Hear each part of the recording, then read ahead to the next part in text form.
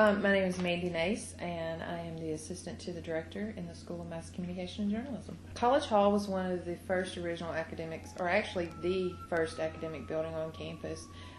It housed the president's office, the library, and the whole third floor was an auditorium, a complete auditorium from end to end. And to see the phenomenal transformation in the renovation is just breathtaking. They added an additional stairwell at the other end opposite of the one that was standard there. The third floor now houses our Student Media Center. Instead of one blanket open auditorium, we have WUSM, the Student Printz, the television studio, and the recording studios up there. So it's all housed under one roof, and it's really an asset to our students to be able to have everyone under one roof, to be able to have the convergence like you would have in a real-world newsroom, via radio, via print, via TV. You're able to be in the same room around the same table with all these people with this multitude of skill sets, so they can cross the lines and get the word out at every angle.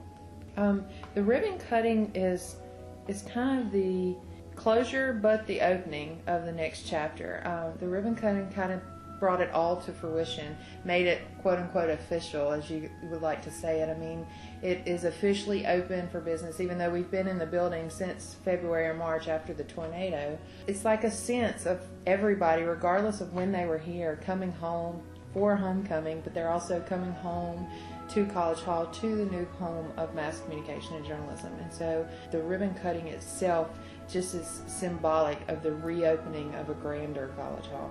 We have taken a special pride in our alums and their work by displaying their work throughout the building, showcasing not only alums, but we want to showcase current students' work as well as faculty members.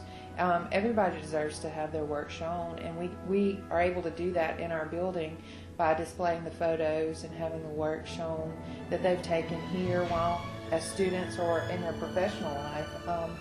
And it's neat for them to come back and see their work hanging up on the wall, and they can tell and remember where they took that picture and why and how they felt when they took that picture. But pictures have a way of making people feel a certain way too, and so when students and the community and faculty and staff walk the halls, they're able to look at these pictures and get a sense of a certain emotion that picture may make them feel. And so to be able to put them in the stairwells is phenomenal.